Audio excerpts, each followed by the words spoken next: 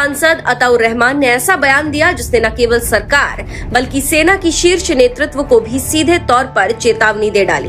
उन्होंने कहा कि अगर मौजूदा हालात नहीं बदले तो वो दिन दूर नहीं जब पाकिस्तानियों को बलूचिस्तान और खैबर पख्तूनख्वा जाने के लिए पासपोर्ट की जरूरत पड़ेगी। पाकिस्तान के अंदर सिर्फ इस महीने एज वी आर टॉकिंग, जो जुलाई का महीना जो कल गुजरा है, militant attacks, security operation, Pakistan ने 401 दहशतगर्द मारे हैं।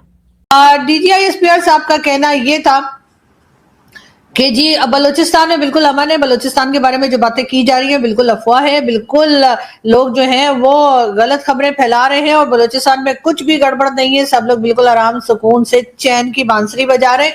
तो जी बिल्कुल ये सारा प्रोपेगेंडा जो है वो सोशल मीडिया के जरिए जो है ना सिर्फ ये कि भारत कर रहा है बल्कि भारत जो है वो बीएलए वालों के साथ मिला हुआ है। वो बहरहाल खराब है, हम उसको कुछ भी कहें, लेकिन बलूचिस्तान, खैबर पख्तूनख्वा और अब कश्मीर, मतलब कश्मीर में प्रोटेस्ट है, वो एक अलग से है, लेकिन सिचुएशन वहाँ पे भी अच्छी नहीं है। बहुत ज्यादा वायलेंस है, लोगों की जिंदगियां चली गई। उनका इशारा इस ओर था कि देश की एकता गंभीर चुनौती का सामना कर रही है। इससे आप समझ सकते हैं कि क्या हालात है। आपको एक जानकारी देते चलें कि मौलाना अताउर रहमान पाकिस्तान के जाने माने धार्मिक और राजनीतिक नेता मौलाना फजलुर रहमान के भाई। आप इमेजिन करें कितनी बड़ी तादाद के अंदर जो लोग हैं दहशतगर्द ऑपरेट कर रहे हैं। वो तहरीके तालिबान पाकिस्तान से भी उनका ताल्लुक है, उनका ताल्लुक बीएलए से भी है, और एक ही मकसद है कि कैसे पाकिस्तान के अंदर अनरेस्ट होना चाहिए।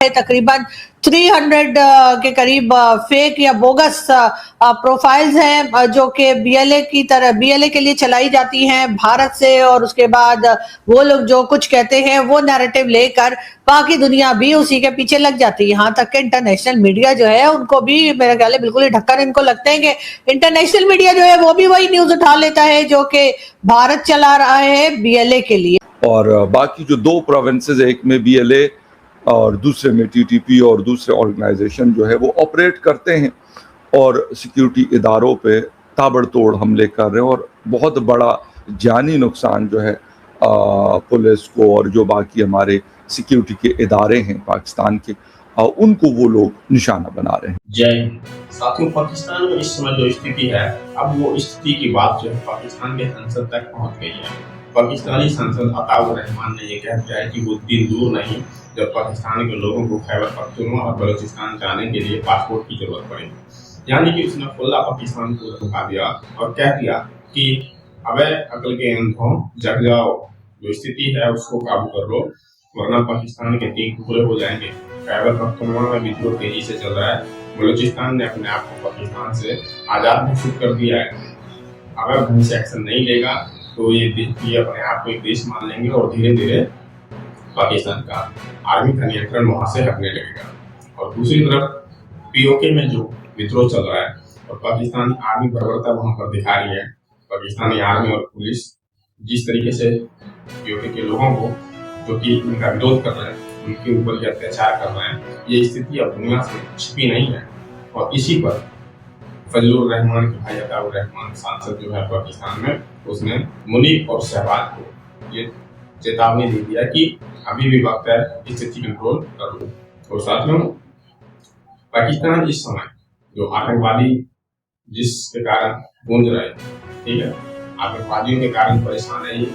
अब दुनिया भर में इन्होंने पहले आतंकवादी भेजे और अब वही आतंकवादी को जब दुनिया ने रोक लिया, वहां पर इनको इतनी एंट्री नहीं मिल पाई क्योंकि व्यवस्था चौकस हो गई। तो अब वो आतंकवादी जाएंगे कहाँ? जो विस्फोट वो दूसरे देश में करते थे, अब वही चीज वो पाकिस्तान में करते हुए नजर आएंगे और आ रहे हैं।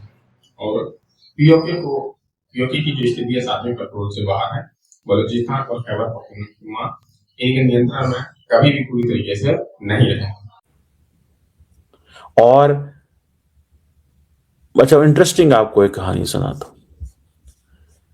उधर इंडियंस जो हैं वो क्या कर रहे हैं, वो कह रहे हैं कि this is the best time. अब वो कह रहे हैं कि जनाब 2 नॉन लोकल सिविलियंस जो हैं वो कुलगाम के अंदर, जम्मू कश्मीर के अंदर वो मारे गए हैं। दहशतगर्दी का वाकया जो है वो हो गया है वहां। और इस वक्त उनका सारे का सारा फोकस यही है कि how to make a point कि जनाब पाकिस्तान जो था ना, ये आप बड़ी इंटरेस्टिंग मैं आपको चीज एंगल देने लगा कि जनाब पाकिस्तान जो था ना, बेसिकली लश्कर तैयबा एक्टिव हो गई है कश्मीर के अंदर। और ये जो लश्कर तैयबा एक्टिव हुई है, ये इसके पीछे पाकिस्तान है। अच्छा चले, गॉट इट। बंदे इस वक्त देखें, टू बी ऑनेस्ट, बंदे इस वक्त कहां मर रहे हैं, हमले कहां पे हो रहे हैं। ये जो 401 दहशतगर्द मारे गए हैं, इनमें से लार्ज जो तादाद में लोग थे, उन्होंने हमले करने की कोशिश की। अब वो कहते हैं जनाब वो पाकिस्तान आर्मी जो है ना, वो जो हुकूमत फौज है, वो अमरनाथ यात्रा जो जम्मू कश्मीर में थी वो उसके रडार पे थी, लेकिन इंडिया ने बहुत जबरदस्त किस्म से वो चीजें मैनेज की। ठीक है जी।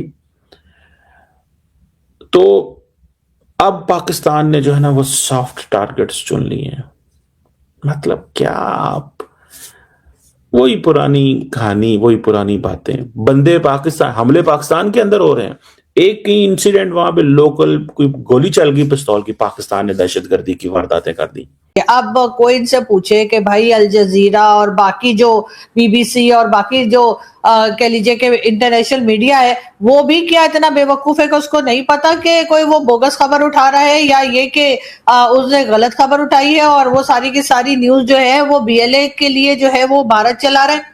और अगर भारत ऐसा कर रहा है, आपके ख्याल से अगर आप बिल्कुल कंफर्म है इस बात के ऊपर कि भारत ही पाकिस्तान में टेररिज्म कर रहा है, कभी अफगानिस्तान के रास्ते और कभी बलूचिस्तान के रास्ते, तो आप उसको एफएटीएफ में ले जाइए ना, क्यों नहीं ले जाते? अगर आपके पास इतने प्रूफ्स हैं कि आप हर कुछ दिन बाद एक प्रेस कॉन्फ्रेंस करते हैं, और वैसे तो खैर अच्छा ही करते हैं, मैं तो कहती हूँ कि आपको हर मंथ एक बार तो प्रेस कॉन्फ्रेंस कर ही लेनी चाहिए, इसलिए कि हम लोग भी टेंशन उठा के कि कभी ईरान में ये हो रहा है, तो कभी पेट्रोल की प्राइस बढ़ रही है, तो कभी लोगों के पास खाने को नहीं है, कभी जॉब्स नहीं है।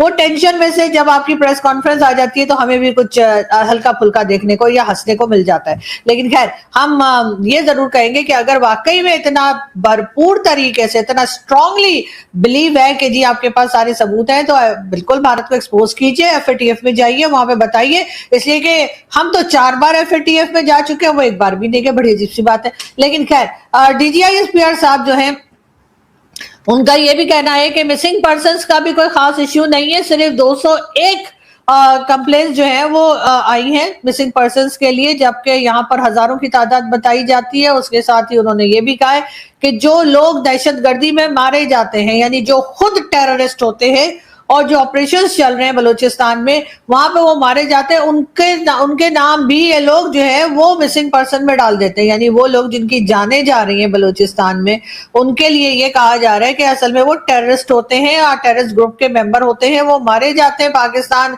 फोर्सेस की तरफ से जो ऑपरेशंस चल रहे हैं, और उसके बाद उनका नाम उनके घर के लोग जो है मिसिंग पर्सन में डाल देते हैं कि ये तो मिसिंग पर्सन में है और ये कोई टेररिस्ट नहीं है। बहरहाल ये क्लेम जो है ये भी डीजीआईएसपीआर की तरफ से आया।